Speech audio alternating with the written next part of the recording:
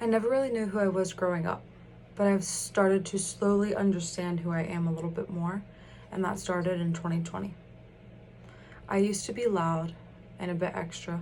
I drank a lot, and I had an eating disorder, self-harmed, did not do well in school, and my family did not treat me like they treated my four other siblings. I hid all of my emotions of anxiety and depression from everyone. In my family, you have to be and look perfect, and you must hide all imperfections. Growing up, this affected me greatly, and the problems in my life all began in middle school. For years, I had to put a smile on, and I told no one the trauma I was actually dealing with at home and within myself. When I would try, which was rarely, to talk to someone about what I was feeling within myself and about my family, I was just told I was overreacting. I knew then I really couldn't tell anyone anything, and due to that, I couldn't find myself. I was just trying to be the person that my family wanted me to be, but I finally decided to take hold of my life, and I left. Leaving was due to many things built up over the years. I was 18, tired of being fat shamed and ridiculed, a maid. I was tired of hiding everything, and I was over being treated like I wasn't a family member. I was lucky enough to be able to stay with my boyfriend and his family until he and I eventually moved out and got our own apartment. We have had our own place for 7 months now, and it was difficult to get here. 2020 has been full of new and hard things for me, including losing my job. My family never gave me support before, but this time it was a little different since I wasn't living in their house.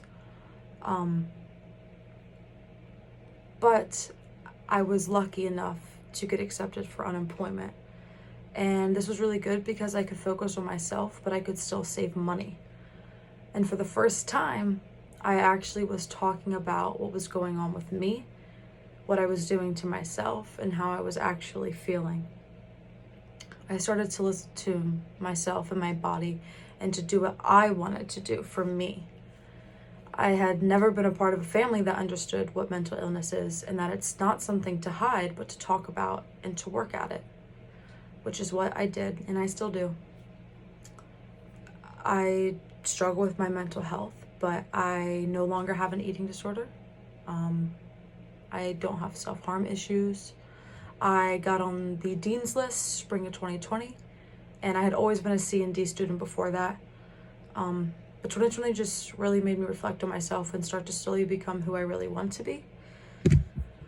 Fast forward to the summer, I was still working on myself, but we went to the beach to stay, and this is when I officially overcame my alcohol addiction. It was hard, and I honestly still struggle with it, but I now know what it does to me and how it makes me feel and act, and I know that that's just not worth it. I also realized that I would only use it as a poor coping method when I couldn't express what I was feeling, and now I do have much better coping methods, and I do talk about things now. Once summer was over, I had new goals and a passion for my future, and I realized that I wanted to be a middle school teacher and not pursue business anymore. I did end up switching my degree from business to education in the beginning of November, and I am much happier now, and I truly enjoy the things that I'm learning, which I really didn't before. In November, I also got an amazing job, which I am very blessed for. I have worked with kids since I was 12. Because of that, I was offered a teaching job based off of my experience. I'm a kindergarten teacher with no assistant, and I have my own classroom and curriculum. I honestly cannot believe that I have this job, but it has helped me get out, especially because I'm in a new area, and with the virus, I really don't leave my house unless if I have to. But since 2020, I've also found that I love nature, and am planning on buying a school bus to renovate and to travel. I now feel more relaxed, and I have never felt safe like I do now. Although COVID did affect a lot, I think it was good for me so that I could really work on myself, and I still am. I work on myself every day. I do still feel doubtful about things, and I still get anxious. I have anxiety and bipolar depression, so I do have to deal with waves of emotion.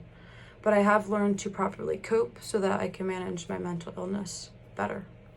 I am thankful that 2020 did not work out as planned, because I would still be stuck being someone I am not, with people who do nothing but harm. I'm able to be free now, and I am happy for once in my life. 2020 has changed my life for the better, and now I have hope for the future that I didn't have before. I am happy to have overcome many things this year and to now be able to talk about those things. I never thought I would be able to get to this place, and never thought that I would say that I am grateful for 2020.